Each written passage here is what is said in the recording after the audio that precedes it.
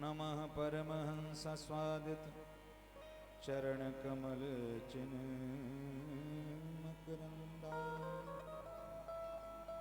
भक्त जन मानस निवासाय श्री रामचंद्राय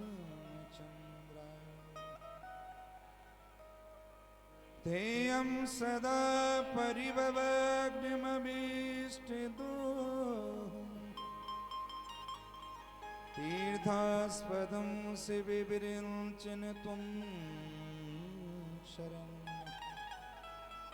प्रत्यार्तिहं प्रणतपालभवाब्धिपूतं वन्दे महापुरुष ते चरणारविन्दम्।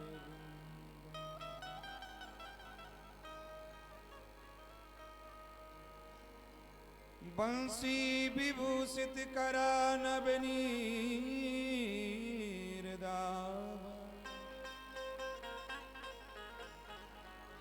पीताम्बराधरुण बिम्बफलाधरोष्ठा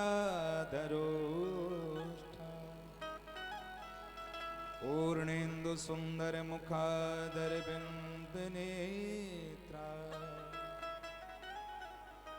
कृष्णात् परं किमपि तत्त्वमहं न जाने। श्रीपराशराय श्यामाय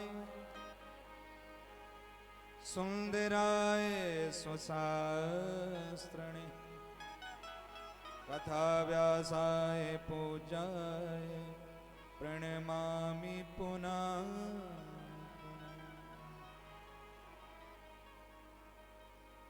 योऽन्ता प्रमिश्रममिमाचिमिमा प्रसुप्ता सञ्जीवयत् किल शक्तिधरा स्वधाम्ना अन्याश्च हस्तचरणश्रवणत्वगादीन् प्राणान् नमो भगवते पुरुषाय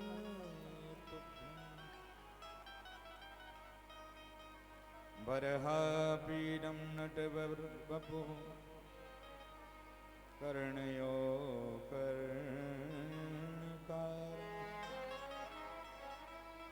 बिभ्रद्वासा कनककपिशं वैजयन्तीं च मालां रङ्गाणमेणुरदरसुधया पूरयन्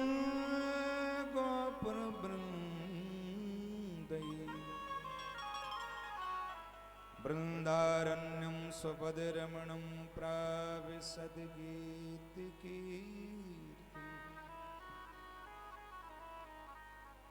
श्री सीतानाथ समारंभा श्रीरामानन्दार्य मध्यमा अस्मदाचार्य पर्यन्तां वन्दे गुरुं परंपरा। जय जय श्री राधा रमण जय जय नबल किशोर जय गोपी चित चोर प्रभु जय जय मां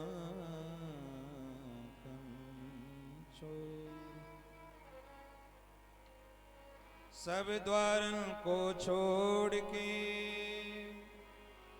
मैं आयो तेरे द्वार श्री वृषभान की लाडली नक मेरी ओर निहारो।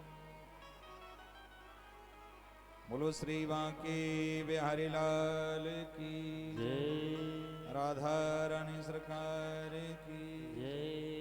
जय जय श्री राधे। मन और वाणी को पवित्र करने के लिए 2 बार ठाकुर जी का स्मरण करेंगे सभी मिलकर।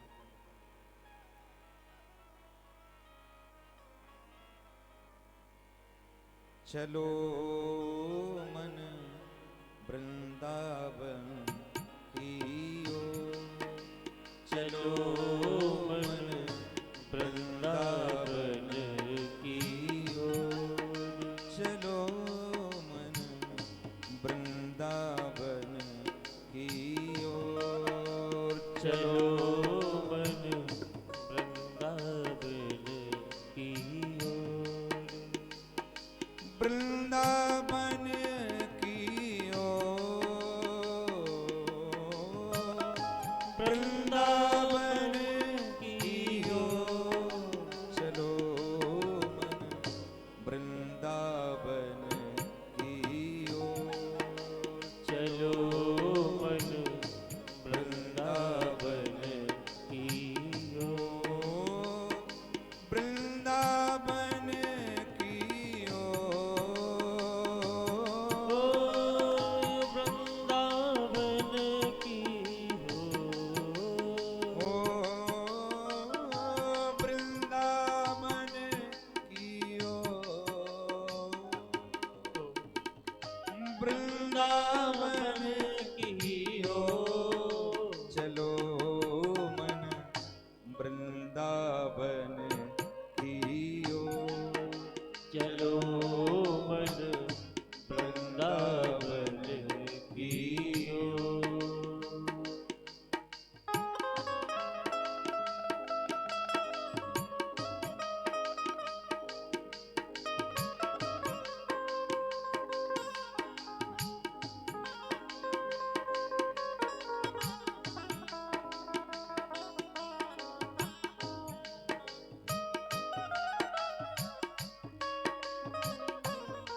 जय हो।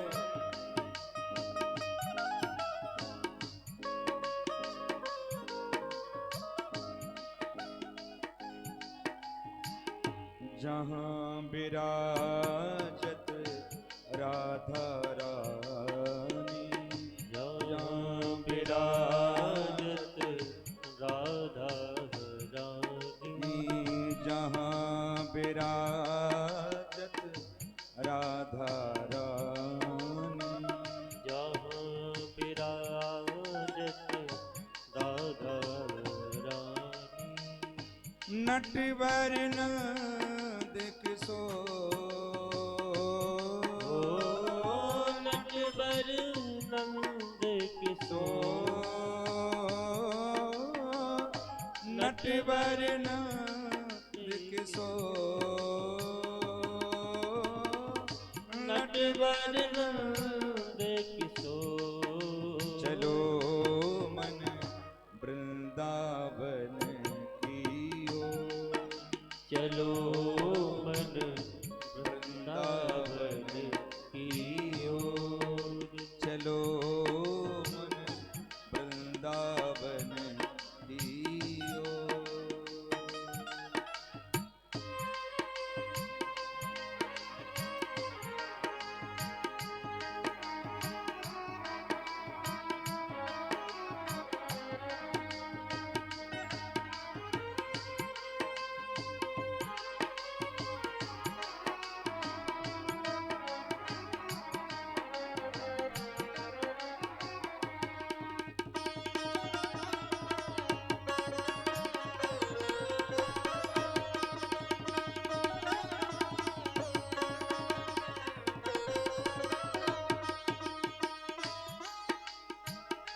घर घर तुलसी ठाकुर सेवा, घर घर तुलसी ठाकुर सेवा, घर घर तुलसी ठाकुर सेवा, घर घर तुलसी ठाकुर सेवा, दर्शन गोविंद जी को, दर्शन गोविंद जी को, दर्शन गोविंद जी को, दर्शन गोविंद जी को, चलो मन वृंदावन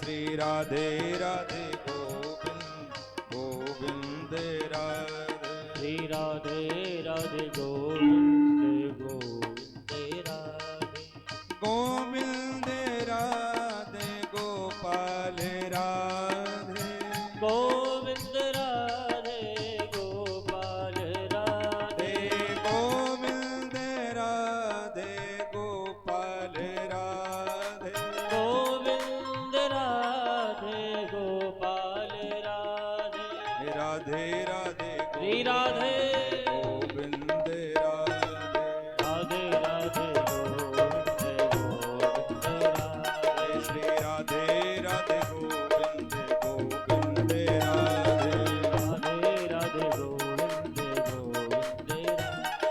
गोविंद राधे गोविंद राधे गोपाल राधे गोविंद राधे गोपाल राधे गोविंद राधे गोपाल राधे गोविंद राधे गोपाल राधे राधे राधे गोविंद गोविंद राधे राधे राधे गोविंद गोविंद राधे श्री राधे राधे गोविंद गोविंद राधे गोविंद राधे गोपाल राधे गोविंद राधे गोपाल राधे गोविंद राधे गोपाल राधे राधे राधे श्री गोविंद राधे राधे राधे गोविंद गोविंद राधे राधे राधे गोविंद गोविंद राधे राधे राधे गोविंद गोविंद राधे राधे राधे गोविंद गोविंद राधे राधे राधे गोविंद गोविंद राधे सभी बोलेंगे ताली से। राधे राधे गोविंद गोविंद राधे राधे राधे गोविंद गोविंद राधे राधे राधे गोविंद गोविंद राधे राधे राधे राधे राधे राधे राधे जय जय श्री श्री राधे जय जय श्री श्री राधे जय जय श्री राधे जाय उत्तान पादस्य सुनीति सुरचेस्तयो श्रुचि प्रेयसी प्रातुर नेतराय सुतो ध्रुवा बोलवा के बिहारी लाल की जय राधा रानी सरकार की जय द्वारकाधीश की जय जय जय श्री राधे परम मंगलमय परात्पर अखिलेश्वर कर्ण करुणावरणालय भक्त वांछा कल्पतरु श्री तड़िद्दित विनिंदित पीतांबरधारी श्री बालकृष्ण लाल की वांग्मयी प्रेम मूर्ति श्रीमद् भागवत महापुराण मंच पर बैठे विद्वानगण संगीत पार्षद बाहर से आए हुए भागवतम रागी भक्तगण श्रद्धा स्वरूपा माताएं एवं बहनें कल की कथा में आप लोगों ने श्रवण किया मनु महाराज की 3 बेटियों के बारे में आप लोगों ने सुना। आकुति, देवहूति और प्रसूति का विवाह दक्ष प्रजापति के साथ में हुआ था, जिनकी पुत्री सती हुई, जिन्होंने अपने पिता के यज्ञ में अपनी देह का परित्याग कर दिया। दूसरा जन्म उनका हिमांचल किया हुआ पार्वती के रूप में, और फिर दोबारा विवाह भोलेनाथ के साथ में विधिवत हुआ। मनु महाराज के 2 बालक। सबसे पहले उत्तान पाद के बारे में बताते हैं यहाँ पर। जाये उत्तान पादस्य सुनीति सुरचिस्तयो। उत्तान पाद का पहला विवाह हुआ सुनीति के साथ में। एक बार उत्तान पाद जंगल में गए तो एक राजकुमारी को देख लिया जिसका नाम था सुरुचि। उसके साथ में गंधर्व विवाह कर लिया और गंधर्व विवाह करके जैसे ही घर आए राजमहल में, तो सुरुचि ने जैसे ही देखा कि इनकी पहले से ही एक धर्मपत्नी है, राजा से पूछा ये कौन है? उत्तानपाद ने बताया कि हमारी पहली पत्नी है। सुरुचि कहती है हम यहां पर नहीं रहेंगे, या तो ये रहेगी या मैं रहूंगा। उस समय सुनीति गर्भवती थी, दूसरा महल बनवाया उत्तानपाद ने और उस महल में भेज दिया सुनीति को।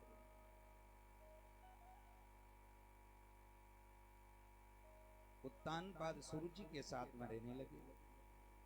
धीरे धीरे कालांतर में समय व्यतीत होता है कि सुनीति के बालक हुआ, उनका नाम है ध्रुव। और इधर सुरुचि के एक बालक हुआ, उसका नाम है उत्तम। सुनीति रहती है दूसरे महल में। जब बालक हुआ तो धीरे धीरे वो ध्रुव जी बड़े होने लगे और इधर उत्तम भी जाते हैं खेलने के लिए, ध्रुव जी जाते हैं, आपस में मिलते हैं। तो एक दिन उत्तम ने कहा ध्रुव जी से कि तुम्हें पता है कि तुम्हारे पिताजी कौन हैं? मुझे पता है, इस राजमहल में रहते हैं मेरे साथ। उत्तम ले जाते हैं ध्रुव जी को अंदर राजमहल में, सिंहासन पर बैठे थे उत्तानपाद, और दौड़कर उत्तम गोदी में चढ़ जाते हैं। तो ध्रुव जी भी दौड़कर गोदी में चढ़ना चाहते हैं कि उसी समय सौतेली मां पास में खड़ी हुई थी, सुरुचि। तो सुरुचि ने कहा कि तुम इस सिंहासन पर नहीं बैठ सकते हो। बोले क्यों? मैं क्यों नहीं बैठ सकता? क्या ये मेरे पिता नहीं है? सुरुचि ने कहा कि तुम्हारे पिता तो हैं, लेकिन मैं तुम्हारी माता नहीं। अगर तुम्हें सिंहासन पर बैठना है तो पहले जंगल में जाओ, तपस्या करो। तपस्या करने के बाद में जब भगवान प्रसन्न हो जाएं तो भगवान से वरदान मांगना कि मेरी कोख से तुम्हारा जन्म हो, और जब मेरी कोख से तुम्हारा जन्म होगा तब इस सिंहासन पर बैठ सकते हो, अन्यथा नहीं बैठ सकते। डांट दिया सुरुचि ने सौतेली मां ने। तब साराध्य पुरुषम तस्यैवानुग्रहेण में गर्वे तुम साधयात्मानं यदि इच्छसि निपासम्। तब साराध्य पुरुषम, सबसे पहले तपस्या करने के लिए जाओ। जब भगवान प्रसन्न हो जाएं तो भगवान से ही वरदान मांगना कि मेरी कोख से तुम्हारा जन्म, तब इस सिंहासन पर बैठ सकते हो, अन्यथा नहीं बैठ सकते। डांट दिया सुरुचि ने, सौतेली मां ने, और निकाल दिया उनसे। ध्रुव जी रोते हुए आते हैं अपनी मां के पास में। मां ने पूछा बेटा क्या बात है? तो सारी बात बताई। जैसे ही मैं अंदर गया, पिताजी की गोदी में बैठना ही चाहता था कि सौतेली मां ने मुझे रोक दिया। और सौतेली मां कहती है कि अगर इस सिंहासन पर बैठना है तो पहले जंगल में जाओ, तपस्या करो। तपस्या करने से जब भगवान प्रसन्न हो जाएं तो भगवान से वरदान मांगना कि मेरी कोख से तुम्हारा जन्म हो, तब इस सिंहासन पर बैठ सकते हो, अन्यथा नहीं बैठ सकते। सुनीति कहती है बेटा तुम बार बार पिता का पता पूछते थे, मैं चुप रह जाती थी, लेकिन धन है तुम्हारी सौतेली मां जिसने जगत पिता का तुम्हें पता बता दिया। बेटा तुम कल जाते हो तो आज ही जंगल में चले जाओ। ध्रुव जी ने कहा मां जंगल में तो शेर भालू रहते हैं। सुनीति ने कहा बेटा उन शेर भालू के अंदर भी भगवान का वास होता है। हरि व्यापक सर्वत्र समान, सबके अंदर ठाकुर जी बैठे हैं। विश्वास पक्का हो गया ध्रुव जी को, और ध्रुव जी चल दिए। ध्रुव जी चलते हैं तो नारद जी ने देखा कि देखो 5 वर्ष का अबोध बालक भगवान की तपस्या करने के लिए जा रहा है, भगवान को प्रसन्न करने के लिए जा रहा है। चलो इनकी परीक्षा तो लेना चाहिए, इनका विश्वास पक्का है या कच्चा है। नारद जी जैसे ही पहुंचे तो सबसे पहले नारद जी को प्रणाम किया ध्रुव जी ने। नारद जी समझ गए इसकी पहली सीढ़ी मजबूत है, बड़ों को देखकर प्रणाम करता है। बेटा कहां जा रहे हो? बोले जंगल में जा रहे हैं तपस्या करने के लिए, भगवान को प्रसन्न करने के लिए।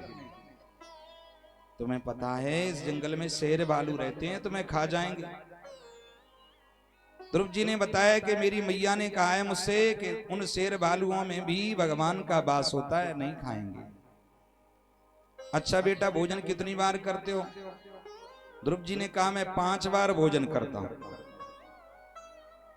5 बार भोजन करता हूं। मैया की गोदी में बैठकर करता था। नारद जी ने कहा इस जंगल में तुम्हारी मैया थोड़ी आएगी तुम्हें भोजन खिलाने के लिए, क्या खाओगे क्या पियोगे? तो ध्रुव जी कहते हैं जब दांत नहीं तब दूध दियो, जब दांत नहीं तब दूध दियो, अब दांत दिए तो कछु और भी देगो। जब दांत नहीं थे तो मां के स्तनों में दूध की व्यवस्था कर दी थी उस परमात्मा ने, और जब दांत दिए तो भोजन की भी व्यवस्था वही परमात्मा करें। समझ गए ध्रुव जी के समझ गए नारद जी कि विश्वास पक्का है बालक का। बोले बेटा तुमने किसी को गुरु बनाया कि नहीं बनाया? बोले अभी तक तो नहीं बनाया। नारद जी कहते हैं गुरु बिन भवन तरे न कोई, गुरु के बिना कल्याण नहीं होता है। बोले बाबा जी आप ही हमें दीक्षा दे दीजिए।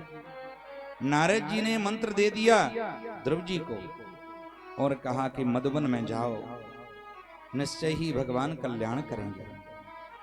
ध्रुव जी चलकर पहुंच जाते मधुबन में, वृंदावन में। वृंदावन में पहुंचे और भगवान का स्मरण करने लगते हैं।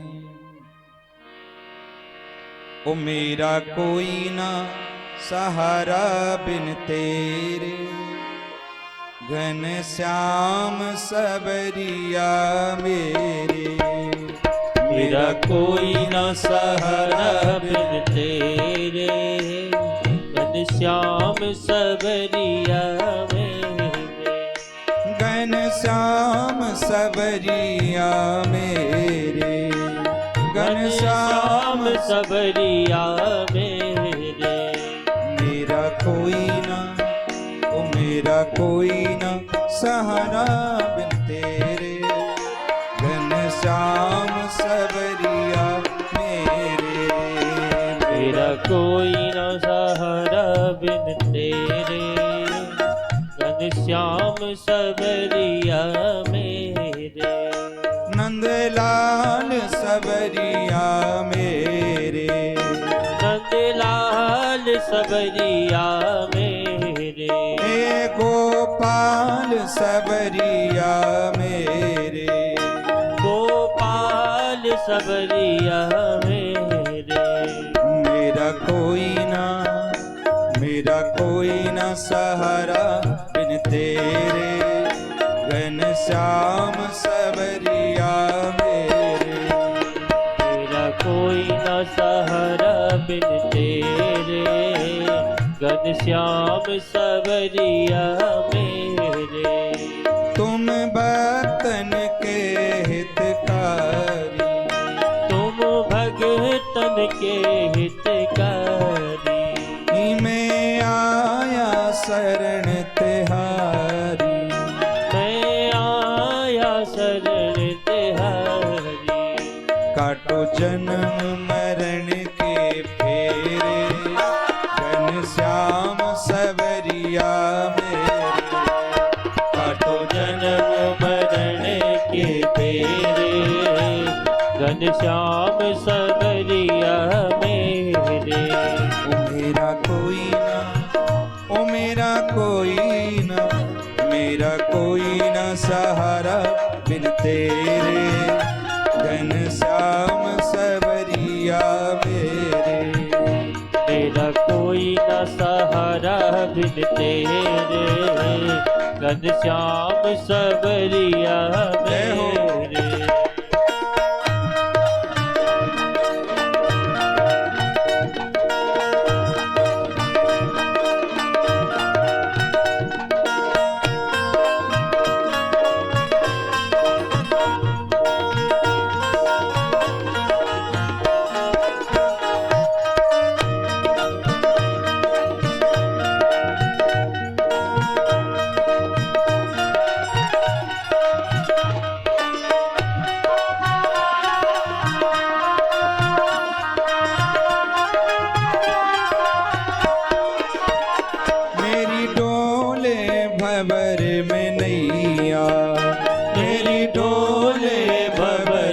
में नैया, मेरी डोले भंवर में नैया, मेरी डोले भंवर में नैया।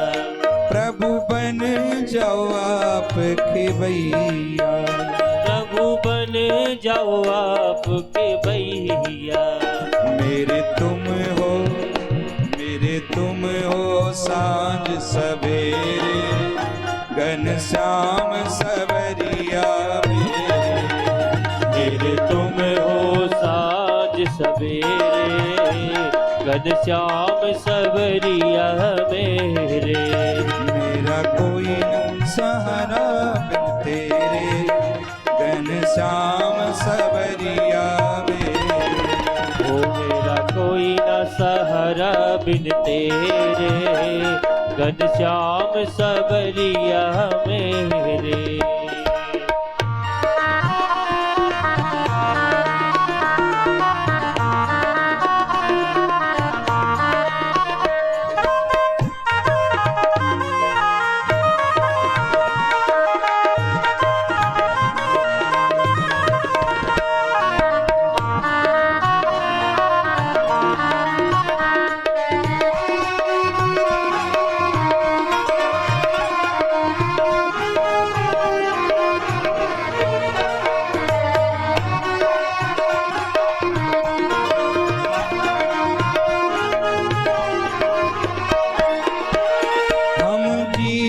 अधम अभिमानी, हम दीन अधम अभिमानी, तेरी भक्ति न हमने जानी, तेरी भक्ति न हमने जानी।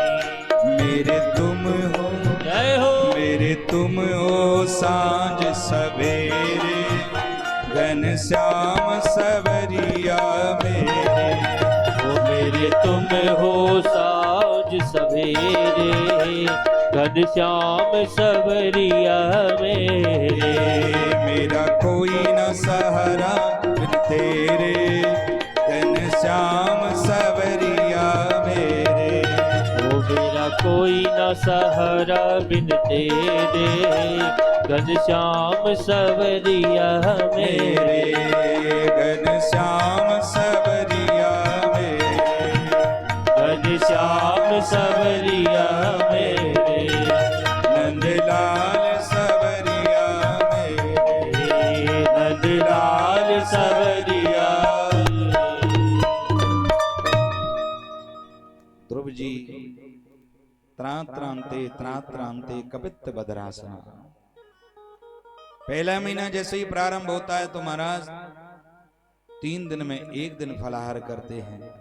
जैसे ही दूसरा महीना प्रारंभ होता है द्वितीयम चा तथा मासम षष्ठे अर्भको दिने, 6 दिन में 1 बार तृण पर्णादिवी केवल पत्ते खाकर रह जाते हैं। तीसरा महीना प्रारंभ होता है तो महाराज नौमी हनी।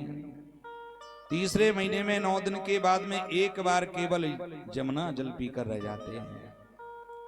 चौथा महीना जैसे ही प्रारंभ हुआ चतुर्थम अपि वै मासम द्वादशे 12 दिन तक कुछ नहीं खाते हैं। 12 दिन के बाद में केवल वायु पी कर रह जाते हैं। और जैसे ही 5वां महीना प्रारंभ हुआ तो ध्रुव जी ने अपने श्वास को रोक लिया। जैसे ही श्वास को रोका कि सभी देवताओं की श्वास रुक गई। सभी देवता चिल्लाने लगे, भगवान को पुकारने लगे, प्रभु हम सबकी श्वास रुक रही है।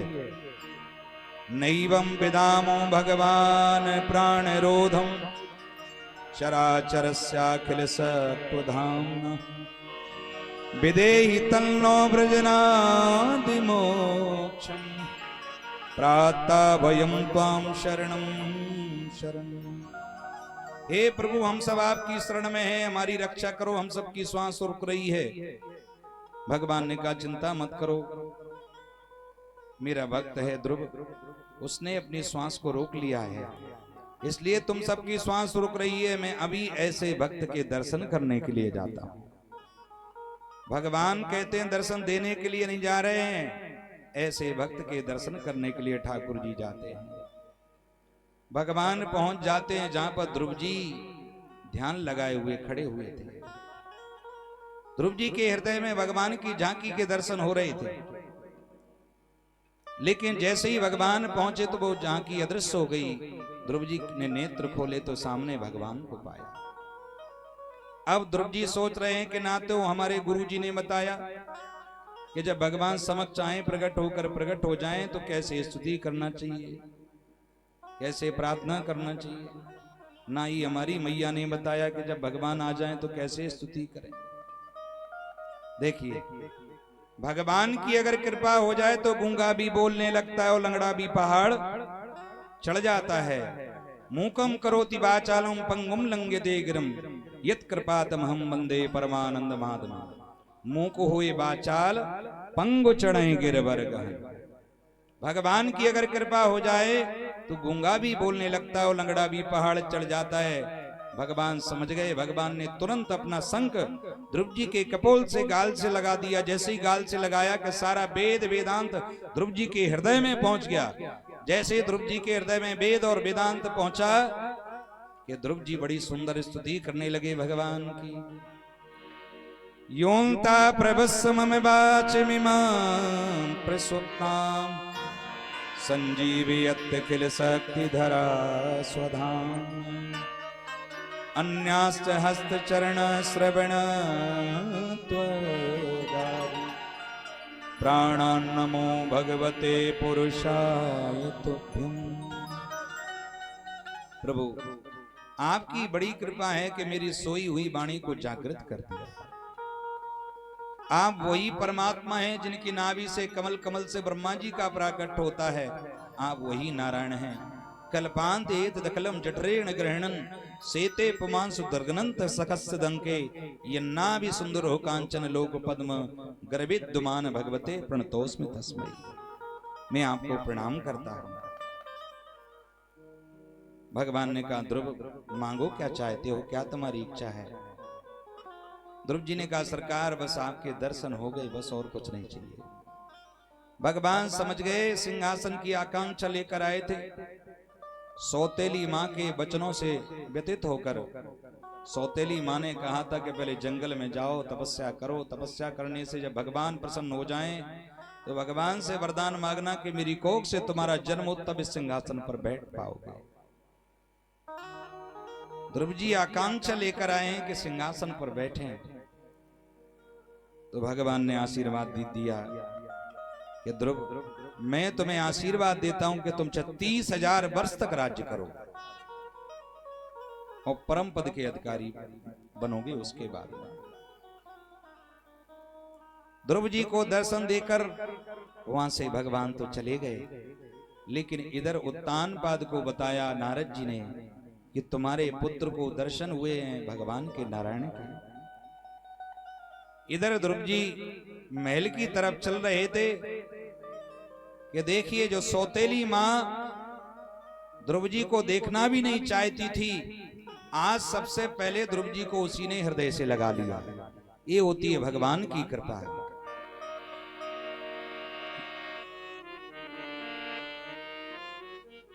जा पर कृपा राम की हो, जा पर कृपा राम की होई, ता पर कृपा करें सबको, ता पर कृपा करें सबको। जो सौतेली मां देखना नहीं चाहती, सबसे पहले उसी ने हृदय से लगा लिया। ये होती है भगवान की कृपा। जब भगवान की कृपा बरसी ध्रुव जी पर तो सौतेली मां ने हृदय से लगाया, वो हाथ पकड़कर अंदर लाती। ध्रुव जी के पिता उत्तानपाद ने हाथ पकड़कर सिंहासन पर बिठा दिया ध्रुव जी को। उत्तानपाद कहते हैं कि अब हम जंगल को जाते हैं, भजन करेंगे भगवान का। उत्तानपाद चले गए जंगल के लिए। इधर इनका विवाह हुआ ब्रह्मी और इला नाम की कन्या के साथ में। इनके 2 बालक हुए। कालांतर में समय व्यतीत हुआ तो उत्कल और वत्सल। एक बार सौतेली मां का बेटा जो उत्तम था, वो यक्षों के बगीचे में पहुंच गया और यक्षों का बगीचा उजाड़ा। यक्षों ने समझाया कि ऐसा मत करिए, लेकिन वो नहीं माना तो झगड़ा हुआ यक्षों से। यक्षों से झगड़ा हुआ और यक्षों ने उत्तम को समाप्त कर दिया, जो सौतेली मां का बेटा था। अब इधर ध्रुव जी को पता चला कि यक्षों ने मेरे भाई को समाप्त कर दिया है, तो अपनी सेना लेकर गए और कई यक्षों को समाप्त कर दिया ध्रुव जी ने। ध्रुव जी लौट कर आते हैं कि वहीं मनु महाराज का प्राकट हो गया। बोलो मनु महाराज की जय। इनके दादाजी थे मनु महाराज। मनु महाराज ने समझाया, बेटा ये जो तुमने किया है वो अच्छा काम नहीं है, बिना विचारे कोई कार्य नहीं करना चाहिए। तुम्हें पता है तुम्हारा भाई गया था यक्षों का पहले बगीचा उजाड़ा। यक्षों ने बहुत समझाया लेकिन बात समझ में नहीं आई, तब फिर झगड़ा किया यक्षों ने, तुम्हारे भाई को समाप्त कर दिया था। तुमने निरपराध कई यक्षों को समाप्त कर दिया है, ये साधुओं का मार्ग नहीं है। नायम मार्गो ही साधुनाम ऋषि के सानुवर्तना। देखिए ध्रुव जी को भगवान के दर्शन तो हो गए, लेकिन क्रोध को नहीं जीत पाया। क्रोध आ गया और कई यक्षों को समाप्त कर दिया ध्रुव जी ने। देखिए विवेक की जागृति कहां से होती है? बिन सत्संग विवेक न होई, राम कृपा बिन सुलभ न सोई। सत्संग से ही विवेक की जागृति होती है। ऐसा ना समझो कि भगवान के दर्शन हो गए तो परिपूर्णता आ गई। इसलिए भगवान के दर्शन से भी ऊंचा बताया सत्संग। आज सत्संग दिया मनु महाराज ने, समझाया ध्रुव जी को ये साधुओं का मार्ग नहीं है, बिना विचारे कोई कार्य नहीं करना चाहिए। उसके बाद में मनु महाराज वहां से चले जाते हैं। अब धीरे धीरे समय पूर्ण हुआ। ध्रुव जी का सुंदर विमान आ गया ध्रुव जी को लेने के लिए। विमान में विराजमान हुए ध्रुव जी। जैसे ही विराजमान होने ही जा रहे थे, बैठना ही चाहते थे कि उसी क्षण ये देवी प्रकट हो गई। ध्रुव जी ने कहा, देवी जी आपका परिचय, आप कौन हो? देवी जी ने कहा, हमारा नाम मृत्यु देवी है। संसार में जो आता है पहले मुझसे मिलकर जाना पड़ता है। आया है सो जाएगा राजा रंक फकीर, कोई सिंहासन चढ़ चला कोई बंधा जंजीर। संसार में जो आया है जब यहां से जाता है तो पहले मुझसे मिलकर जाना पड़ता है उससे। ध्रुव जी ने कहा, देवी जी जरा अपना सर नीचे करो। मृत्यु देवी ने जैसे ही सर नीचे किया तो ध्रुव जी ने एक पैर मृत्यु देवी के सर पर रख लिया, दूसरा पैर विमान में रख लिया, सशरीर विराजमान हो गए। अब जैसे ही विमान चलने लगता है तो ध्रुव जी ने भगवान के पार्षदों को रोका कि भैया रुको तो सही, मेरी मैया पीछे रह गई है। तो भगवान के पार्षदों ने कहा कि जिनका पुत्र इतना सुंदर भक्त हो वो मैया क्या पीछे रह जाएगी? ध्यान से देखो कि आगे विमान किसका जा रहा है। तो आगे विमान में सुनीति बैठी हुई थी, ध्रुव जी की मां।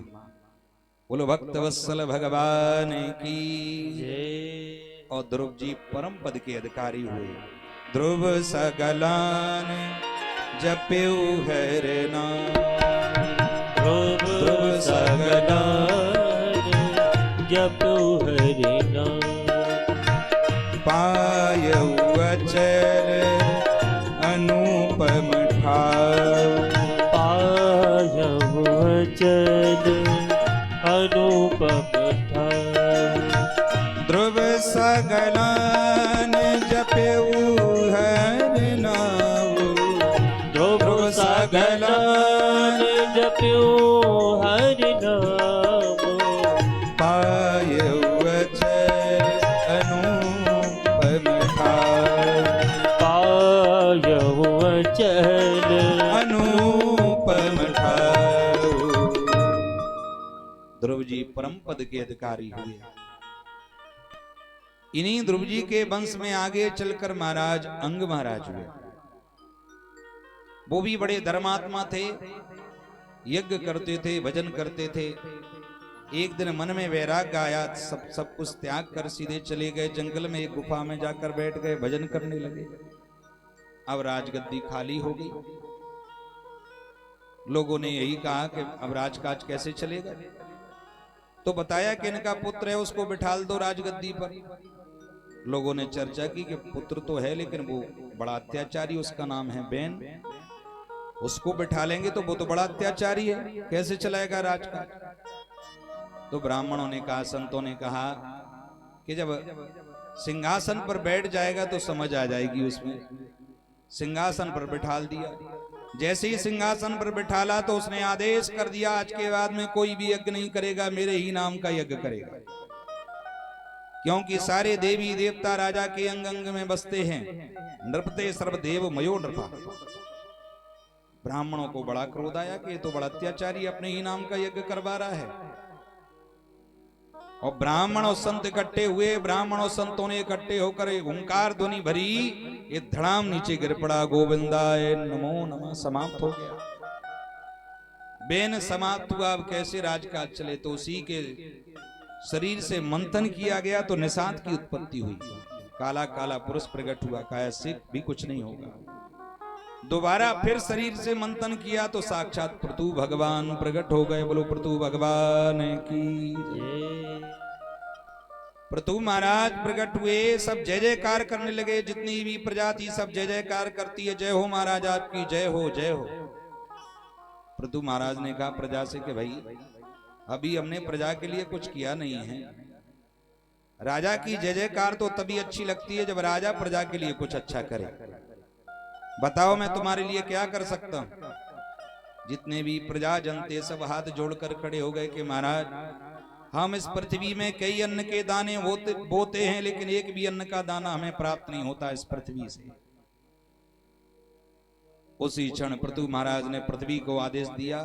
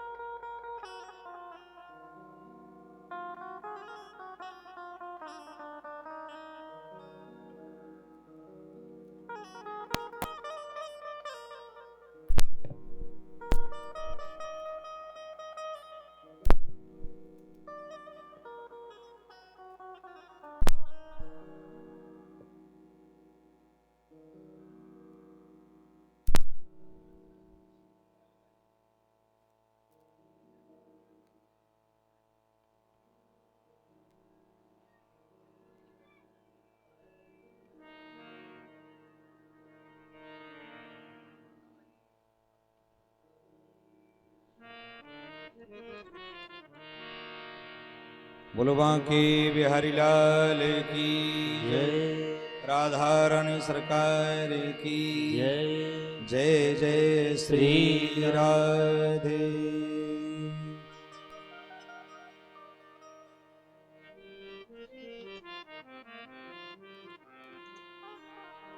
वसुदे तुम वदस्यामि मक्षासन परामुखी। सभी प्रजाजन कहते हैं पृथु महाराज से कि महाराज इस पृथ्वी में हम कई अन्न के दाने बोते हैं, लेकिन एक भी अन्न का दाना हमें प्राप्त नहीं होता है। आदेश दिया पृथ्वी को पृथु महाराज ने कि सब क्या है। पृथ्वी नहीं सुनती है तो पृथु महाराज को क्रोध आता है। वसुदे तुम वदस्यामि मक्षांसन परामुखी। हे पृथ्वी में तेरा वध कर दूंगा, तुरंत पृथ्वी गाय का रूप बनाकर खड़ी हो जाती है पृथु महाराज के सामने। पृथ्वी ने कहा, महाराज जब मेरे ऊपर घोर अत्याचार दुराचार होता है, पापाचार होता है, तो मैं अपने रत्नों को छुपा लेती हूँ, और जब मेरे ऊपर धर्म होता है तो मैं अपने रत्नों को बिखेर देती हूँ, मेरा दोहन कीजिए। और पृथु महाराज ने विधिवत पृथ्वी की व्यवस्था बनाई, उत्तराखंड में पर्वताल श्रृंखलाओं को बनाया, और बड़े बड़े यज्ञ करते हैं पृथु महाराज। जब यज्ञ करते हैं तो इंद्र को ईर्षा होने लगती है। एक बार पृथु महाराज ने अश्वमेघ यज्ञ किया। अश्वमेघ यज्ञ किया तो अश्वमेघ यज्ञ का घोड़ा छोड़ा, इंद्र आए, इंद्र चुरा कर ले गए घोड़ा।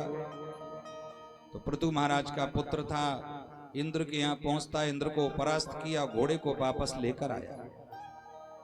उसका नाम पड़ा विजताश्व। पृथु महाराज को बड़ा क्रोध आया इंद्र पर। ब्राह्मणों ने कहा कि महाराज आप चिंता मत करिए, आप ये बार बार आते हैं और विघ्न करते हैं यज्ञों में। और जैसे ही ब्राह्मणों ने कहा, देवाधीनम जगत्सर्वम मंत्राधीनाश्च देवता ते मंत्रा ब्राह्मणाधीना तस्मात् ब्राह्मण दैवतम। ये मंत्राधीन है ब्राह्मणों के और देवता अधीन है इन मंत्रों के। अब आदेश करिए, हम इंद्र को ही स्वाहा कर देते हैं। और जैसे ही ब्राह्मणों ने मंत्र पढ़े इंद्र को स्वाहा करने के लिए कि उसी क्षण ब्रह्मा जी प्रकट हो गए। वो ब्रह्मा जी कहने लगे, ये क्या कर रहे हो, सारी व्यवस्था बिगड़ जाएगी, ब्राह्मण देवता हो, क्या इंद्र को ही स्वाहा कर दोगे? ब्रह्मा जी की बात का मान रख लिया। उसी क्षण साक्षात नारायण भगवान प्रकट हो गए। बोलो नारायण भगवान की जय। भगवान ने कहा, पृथु वरदान मांगो, क्या चाहते हो? पृथु महाराज ने वरदान मांगे भगवान से, विदत्सु करणायुत में वराह। सरकार अगर देना चाहते हो तो 10,000 कानों की शक्ति हमें प्रदान कर दीजिए। भगवान ने कहा, संसार के लोग 2 कानों का ही सदुपयोग नहीं कर पाते हैं। जब किसी की बुराई होगी, किसी की चुगली होगी तो महाराज बड़े ध्यान से सुनेंगे, इतने कान लगाकर कथा नहीं सुनेंगे। तो संसार के लोग तो 2 कानों का ही सदुपयोग नहीं कर पाते हैं, आप 10,000 कानों की शक्ति को लेकर क्या करेंगे?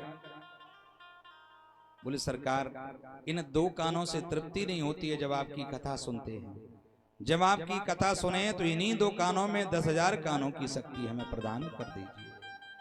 आशीर्वाद दे दिया भगवान श्री नारायण ने, और आशीर्वाद देकर वहां से चले गए। उसके बाद में एक दिन सनत कुमारों का पदार्पण होता है पृथु महाराज के यहाँ। चारों भाइयों का पदार्पण हुआ पृथु महाराज के यहाँ, तो बड़ा स्वागत किया। आइए महाराज, आइए आइए, आपका स्वागत है। जिनके घर स्वयं चलकर संत पहुंच जाएं, ब्राह्मण पहुंच जाएं, तो समझ लेना चाहिए कि साक्षात भगवान का पदार्पण हुआ है। हमारा तो जीवन धन्य हो गया जो आपका पदार्पण हुआ है। क्योंकि जिनके घर ब्राह्मणों के संतों के चरण पड़ जाएं, वो घर नहीं, वो तो तीर्थ बन जाता है। व्यालालयद्रुमा वै तेप्तरिक्त खिल संपदा यद ग्रहास तीर्थ पादीय पाद तीर्थ विवर्जता।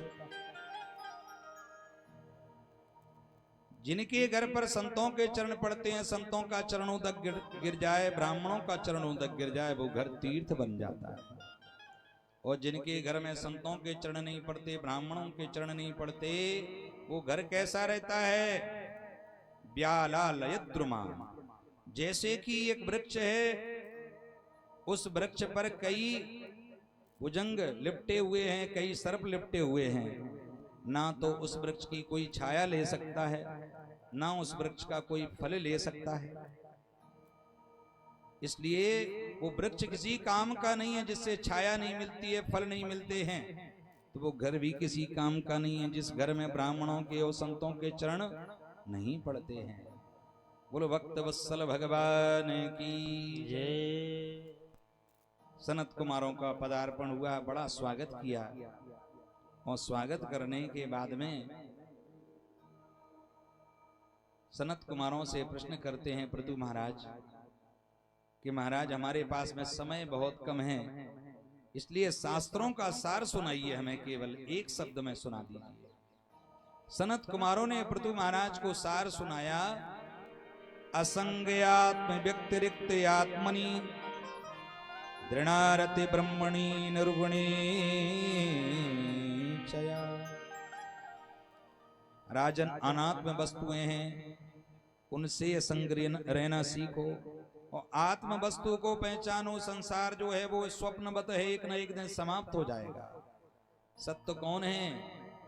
ईश्वर अंश जीव अविनाशी। ये आत्मा कभी समाप्त नहीं होती है, ये शरीर समाप्त हो जाता है। सत्य कौन है? केवल परमात्मा और जीवात्मा। तो बड़ा सुंदर उपदेश दिया। उपदेश देने के बाद में राजन कहते हैं, पृथु महाराज कहते हैं कि महाराज मैं आपको क्या दान कर दूं? मुझे तो ऐसा लगता है आपने ऐसा सार सुनाया है कि मैं अपने आप को प्राण दान करूं। दारा सुता ब्रह्मन ग्रहांस सपरीक्षता राज्यम बलम मही कोश इति सर्वम निवेदितम। सब कुछ मैं दान करता हूं। सनत कुमारों ने कहा तुमने हमें दान कर दिया, हमने ले लिया, लेकिन हमारी ही धरोहर समझो इस राज्य को और अपने पास रखो। सब कुछ वापस करके सनत कुमार वहां से चले जाते हैं। उसके बाद में इन्हीं के वंश में प्राचीन बरही हुए। प्राचीन बरही भी बड़े बड़े यज्ञ कर देते, लेकिन यज्ञों में बलि देते थे, बकरों की बलि देते थे। कई यज्ञ कर लिए, लेकिन आत्मा फिर भी तृप्त नहीं हुई।